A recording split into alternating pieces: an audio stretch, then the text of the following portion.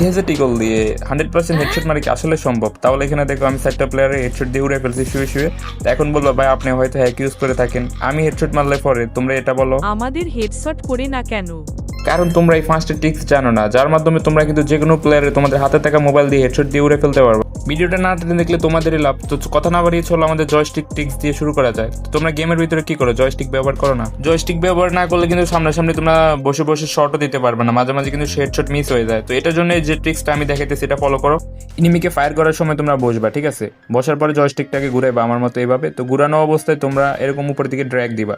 Drag দেওয়ার মাধ্যমে তোমরা হেডশট মারতে পারবে। আর অবশ্যই তোমাদের এমটা রাখতে হবে লাল, এমটা লাল থাকলেই তোমাদের হেডশটটা ভালো করবে, ঠিক আছে?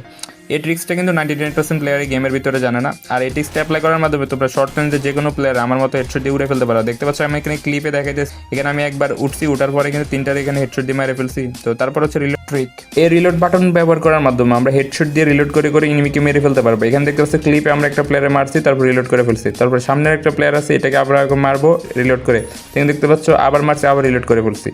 তো এটা অন করার জন্য আমাদের যে কুইক রিলোড অপশনটা আছে এটা অন করে দিবা কন্ট্রোল থেকে। তো এটা অন করার মাধ্যমে তোমাদের যে রিলোড বাটন আছে সেটা পেয়ে যাবা। দেখতে পাচ্ছ আমি রিলোড করতেছি কীভাবে। আর এই বাটনটা তোমরা তোমাদের সেটিংয়ে যে কোনো জায়গায় রাখতে পারো। আমি ফায়ার বাটনের আশেপাশে রাখি, তোমাদের সুবিধা মতো তোমরা যে কোনো জায়গায় রাখতে পারো। অনেক বড় বড় প্লেয়ার কিন্তু তারা ফায়ার করার পরে সাথে সাথে গান রিলোড করে ফেলে। এখানে দেখতে পাচ্ছ আমি এখানে একটা প্লেয়ারে মারছি, রিলোড করে নিছি। তাহলে রিলোড বাটনের মাধ্যমে তোমরা সেকেন্ডের ভিতরে রিলোড করে ফেলতে পারবা, ঠিক আছে? এমোর সমস্যা ছাড়াই তোমরা এরকম রিলোড করে করে হেডশট মারতে পারবা। তারপরে আমাদের যে ট্রিক্সটা আছে সেটা হচ্ছে সেন্সিটিভিটি অনেকে বেশি করে ফেলে। অনেকে কি করে ডিপি একবার হাই দিয়ে দেয় মোবাইলে 1400 1200, তারপরে কি হয় সেন্সিটিভিটিও 200 করে দেয়। তার মাধ্যমে কি হয় কি মোবাইলও ল্যাগ দেয়, মোবাইল ল্যাগ দেওয়ার মাধ্যমে একটা হেডশট পরে আরেকটা হেডশট পরে না, ঠিক আছে? ডেজার্ট দিয়ে এই সমস্যার সমাধানের জন্য আমাদের লাগবে একটা পারফেক্ট সেন্সিটিভিটি। আর পারফেক্ট সেন্সিটিভিটি কিভাবে বানাবো এটা নিয়ে আমার চ্যানেলে একটা ভিডিও আছে, এটা তোমরা পরে দেখে আসবে, কারণ আমাদের এখন আরো 2টা ট্রিক্স বাকি আছে, ঠিক আছে? আমাদের এই 4 নম্বর যে ট্রিক্সটা আছে সেটা খুব ইম্পর্টেন্ট একটা ট্রিক্স। আর এটা হচ্ছে আমাদের ফায়ার বাটন ড্র্যাগ নিয়ে। ফায়ার বাটন কখন কিভাবে ড্র্যাগ দিতে হবে ডেজার্ট নিয়ে এটা বোঝো না। ডেজার্ট দিয়ে হেডশট দেওয়ার সময় দূরে থাকলে কিন্তু আমরা আস্তে ড্র্যাগ দিই, ঠিক আছে?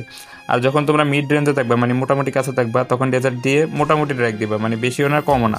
আর যখন একবারে কাছে থাকবা তখন একটু জোরে ড্র্যাগ দিবা ডেজার্ট দিয়ে, ঠিক আছে? এটা ইজি, কিন্তু অনেকে এটা করে না, অনেকে ভুল করে থাকে। শর্ট রেঞ্জেও ইজিলি তোমরা এর মাধ্যমে হেড মারতে পারবা। 5 নম্বর হচ্ছে ট্রেনিং রাউন্ড। এটা হচ্ছে তোমরা ডু নট ডিস্টার্ব মোডটা অন করবা। অন করার মাধ্যমে তোমরা ট্রেনিংয়ে যাবা ডেজার্ট ইগল নিয়ে, ঠিক আছে?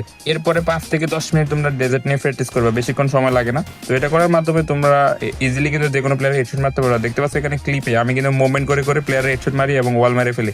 একবার ছোট্ট একটা ভিডিওতে আমি একবার সহজে বুঝাই দিছি কিভাবে হেডশট মারবা। তো আশা করি ভিডিওতে বুঝতে পেরেছো। দেখা হবে নতুন ভিডিওর সাথে।